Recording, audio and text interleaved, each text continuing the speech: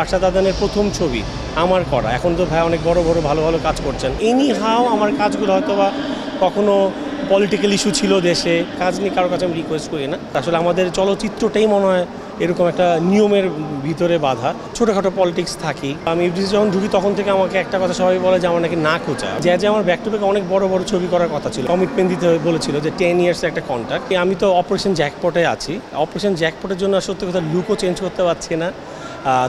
তার জন্য আর কি আমাদের অ্যাকচুয়ালি যেহেতু আমরা প্রমিসিং যে আমরা এই প্রজেক্টটা করার মাঝখানে আমরা কাজ করতে বাধা দিচ্ছে না, কিন্তু মানে অন্য কোনো লুক সেট চেঞ্জ করে আমি কাজ করতে পারবো না। আর ঈদে একটু সবাই ফ্রেশ লুক চায়, আর আমাদের যেহেতু 70s একটা যুদ্ধের ছবি আমাদের ক্যারেক্টারের ভিতরে থাকতে হচ্ছে। সো আমি এই ঈদে আসলে অপারেশন জ্যাকপট নিয়েই আছি। ঠিক আমাদের মনে ঈদের আগে আমাদের অপারেশন জ্যাকপটের জার্নি শেষ হয়ে যাবে, তারপর ব্যাক টু ব্যাক অনেকগুলো কাজ আছে।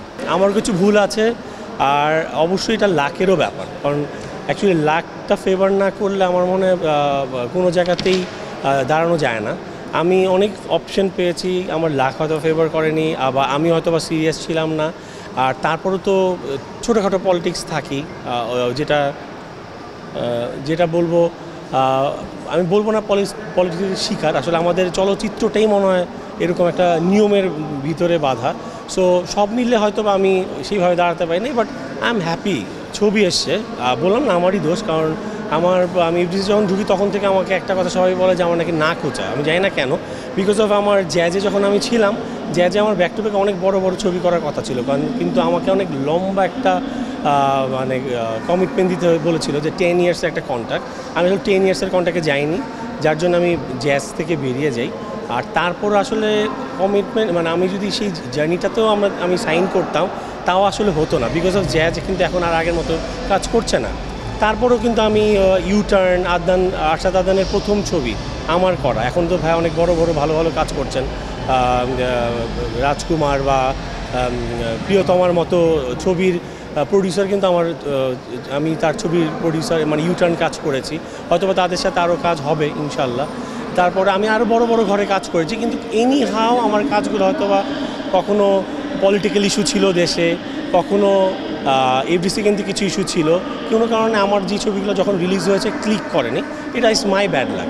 আদনান ভাইয়ের সাথে আমার সবসময় খুব সুইট একটা সম্পর্ক, মানে আদনান ভাই আমাদের গার্ডিয়ান, বড় ভাইয়ের মতো, খুব আদর করে, ভালোবাসে। বাট হ্যাঁ, কাজ নিয়ে আমি কখনোই আজ পর্যন্ত কাজ নিয়ে কারোর কাছে আমি রিকোয়েস্ট করি না। বাট আমি মনে করবো আমি যদি কোনো চরিত্রের জন্য পারফেক্ট হই, কোনো প্রজেক্টের জন্য পারফেক্ট হই, আমার বলতে হবে না, আমার ভাই আমাকে নিজেই টেনে নেবে। আমার 5টা ছবি কিন্তু অলরেডি একদম পাইপলাইন রেডি হয়ে আছে। প্রডিউসার, ডিরেক্টররা কেন রিলিজ দিচ্ছেন আই ডোন্ট নো, নামগুলো তো আছে, যেমন সুজুকি, নীলফড়িং, ফেসবুক, তারপর ভালোবাসার প্রজাপতি, এরকম আরও আমার 5-6টা ছবি পাইপলাইনে আছে, ওগুলো রিলিজ হবে, ওটার জন্য ব্যস্ততা আছে। আর অপারেশন জ্যাকপটের পর আমার একটা ফিল্মের কথা চলছে, সেটা অনুদানের ছবি।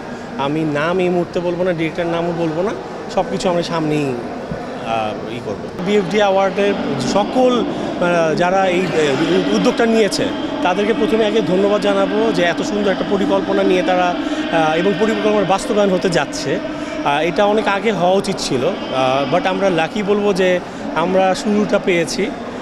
এটা আমি বলবো খুবই ভালো, কারণ এর আগে আরও যেসব বড় বড় অ্যাওয়ার্ড শোগুলো বা অনেকগুলো আমাদের অ্যাওয়ার্ড শো হয়, কিন্তু সব কিন্তু চলচ্চিত্র ঘিরেই, কিন্তু কখনো এফডিসি কেন্দ্রিক কোনো অ্যাওয়ার্ড শো ওরকমভাবে হয়নি।